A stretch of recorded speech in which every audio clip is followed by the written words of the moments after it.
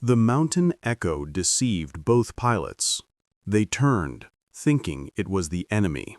The echoing sound of machine gun fire which bounced off the mountain made both pilots think the enemy was attacking. Both went into a defensive mode and entered the same overlapping route. The result? An unbelievable collision that pushed both nations into a state of war. Captain Marcus Hale of the Allied Air Corps had been flying patrol for hours, his P-51 Mustang cutting across the frigid air with the practiced grace of a seasoned predator. His senses were sharp, too sharp perhaps, for every twitch of shadow beneath the wings felt like an omen. Intelligence had reported possible enemy reconnaissance flights in the sector, and Marcus's orders were simple: intercept anything suspicious. On the opposite side of the same mountain range, flying at nearly the same altitude, was Lieutenant Erich Faulkner of the Axis Luftwaffe. Young, ambitious, and carrying the weight of proving himself, Erich had pushed his Messerschmitt Bf 109 deeper into the mountains than command advised. He believed the high ridges offered the perfect vantage point to scout retreating Allied movements. Neither man knew the other was there. Neither had intended to cross paths, and neither was prepared for what the mountain itself was about to unleash. The sun dipped behind the tallest peak, plunging the sky into a steel-blue half-light that made every shadow feel alive.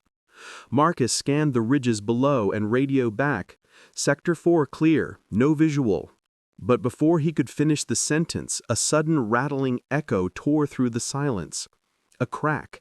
Sharp, violent, unmistakable. A sound every pilot knew too well. Machine gun fire. Marcus jerked instinctively. "Enemy fire! I'm taking shots from the ridge." His heart pounded as he dove to the right, searching for muzzle flashes. But there was nothing. No tracer, no aircraft silhouette. Only empty sky. Yet the echo repeated, bouncing from one rock wall to the next like an invisible attacker moving at impossible speed. Miles away, but only seconds in sky time, Lieutenant Erich Faulkner heard it too. The same metallic thunder rolled through the valley, slamming into his cockpit from the right, then the left, then behind. The mountain wall sent the sound ricocheting in every direction. To Erich, it felt like a full squadron firing. "Verdammt!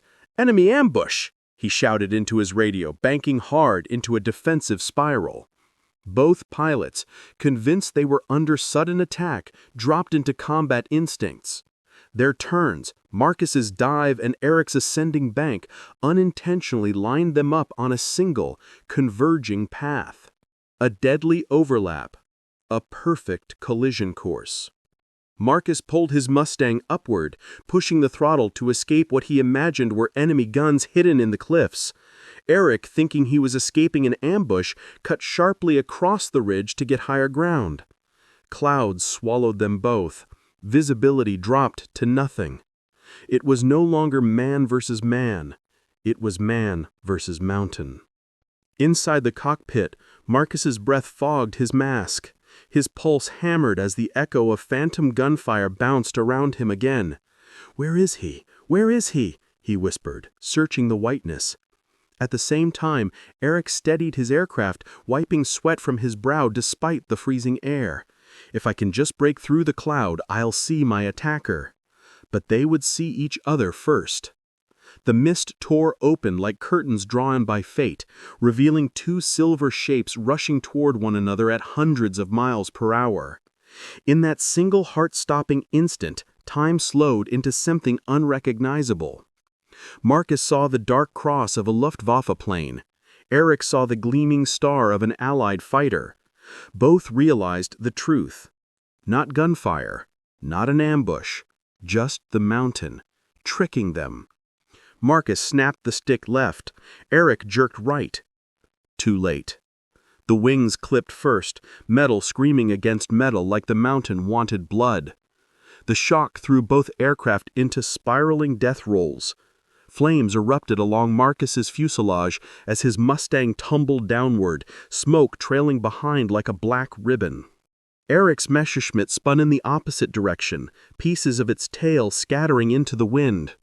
The sky was no longer silent. It was a battlefield of falling fire. Marcus struggled with the controls, trying desperately to stabilize, but the damage was catastrophic. He saw the mountainside rushing toward him and pulled the eject handle a split second before the explosion consumed his plane. A flash of white, a burst of cold air, then a brutal jolt as his parachute snapped open. Eric was less fortunate. His tail section sheared completely off, and the fighter corkscrewed uncontrollably.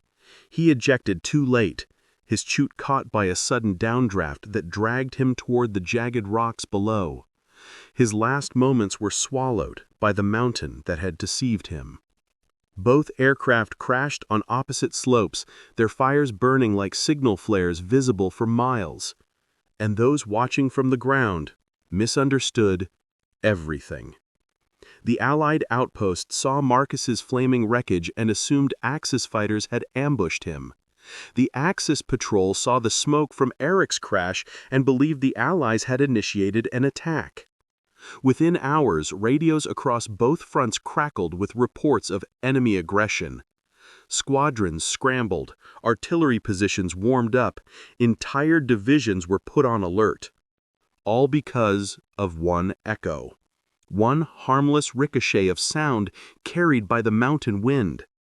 By dawn, the two nations stood at the brink of full-scale conflict, sparked not by strategy, nor by command, but by a ghost sound in the cliffs and two brave pilots who never intended to fire a single shot. The mountain remained silent afterward, as if mocking them. It had always been silent. The men were the ones who heard war.